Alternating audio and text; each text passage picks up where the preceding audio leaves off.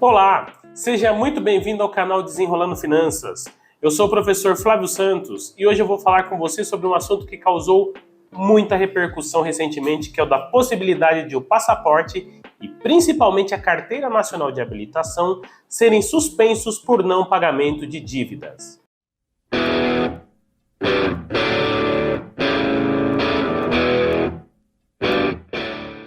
Antes de entrar no tema propriamente dito, é necessário destacar que esse assunto não é novo. Essa polêmica começou no ano de 2015, quando foi realizada uma atualização no CPC, que é o Código de Processo Civil, onde foi inserido o artigo 139, que em seu inciso 4 passou a ter uma previsão expressa da possibilidade de aplicação de medidas coercitivas atípicas como forma de se garantir a efetividade da tutela jurisdicional. É um juridiquês louco que agora eu vou tentar te explicar melhor. Com a introdução desse texto do artigo 139, o legislador passa a permitir que o Poder Judiciário se utilize então de ferramentas pouco convencionais para forçar com que os condenados em última instância fossem incentivados a honrar as suas dívidas. Vamos melhorar então o entendimento desse tópico. Com a introdução desse texto do artigo 139, o legislador passa a permitir que o Poder Judiciário se utilize de ferramentas pouco convencionais para forçar com que os condenados em última instância fossem incentivados a honrar a sua obrigação de pagar a dívida do processo de forma mais rápida. E nada melhor então do que autorizar a suspensão da CNH ou do passaporte sem prejuízo de outras sanções que pudessem vir a ser tomadas. E essa ideia foi motivada pelo fato de que em inúmeras ações os réus que são condenados se fazem de desentendidos e não cumprem as decisões judiciais, conseguindo fugir inclusive de mandatos de penhora e de bloqueios judiciais de saldo em contas correntes e aplicações financeiras. Isso pode parecer um absurdo, mas tem muito devedor condenado em última instância por aí que fica apostando viagens, carrões, jantares luxuosos, enfim, fica ostentando em redes sociais como se fosse milionário, sendo que a justiça está na caça dele tentando fazer com que ele pague o que deve. E por mais incrível ainda que possa parecer, ainda tem muito juiz que, mesmo vendo todas essas evidências nos autos dos processos, negava os pedidos de suspensão dos advogados dos credores, justificando que a suspensão de CNH ou passaporte era uma medida exagerada para se tomar por causa de uma dívida. Só que o grande problema é que algumas dessas dívidas beiravam milhares de reais e não tinham sido geradas porque o devedor passou por um problema inesperado. Pois bem, esse assunto acabou ganhando fôlego novo após uma decisão do Supremo Tribunal Federal no dia 9 de fevereiro desse ano, que julgou e decidiu por 10 votos contra 1 que a suspensão de CNH e passaporte são medidas válidas, sim, para incentivar que os devedores cujos processos que já haviam transitado em julgado, ou seja, que já haviam perdido o processo e que não cabia mais qualquer tipo de recurso, fossem forçados a pagar o que a justiça havia definido. E essa decisão foi proferida em um processo movido por um grande partido político que questionava exatamente a constitucionalidade desse tipo de medida coercitiva contra uma pessoa endividada. Se você está gostando desse conteúdo, se você está achando esse vídeo interessante,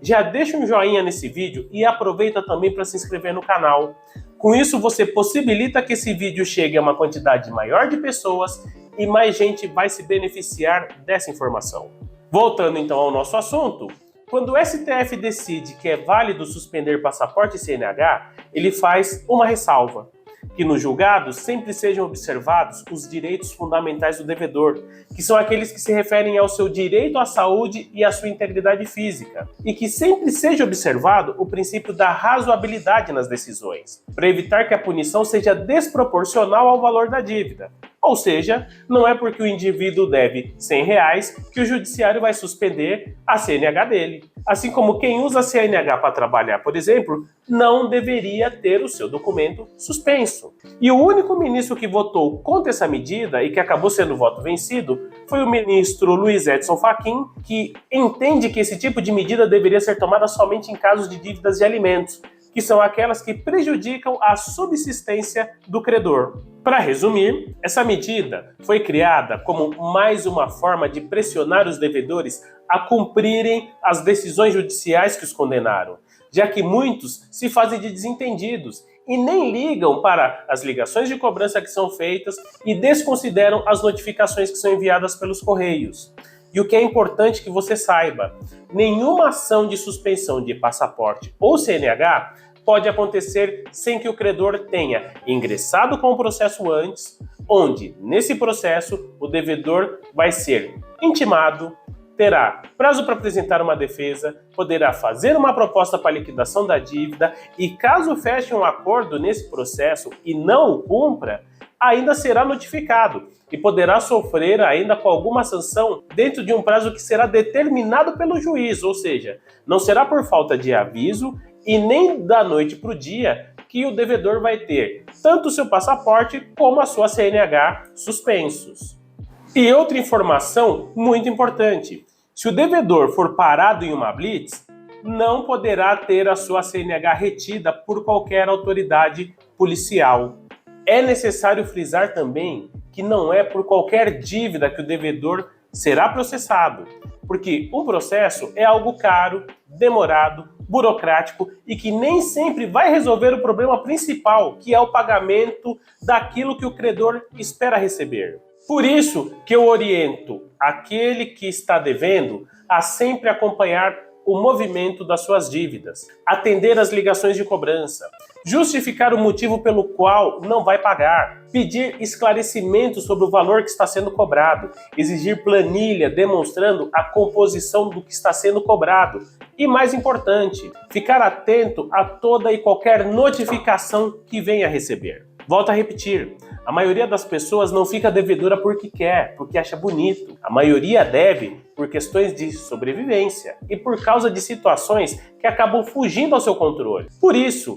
fique atento às informações que trago aqui no canal. E lembre-se sempre que o devedor também tem seus direitos e que os mesmos precisam ser respeitados. Muito obrigado pela sua companhia e até o nosso próximo vídeo.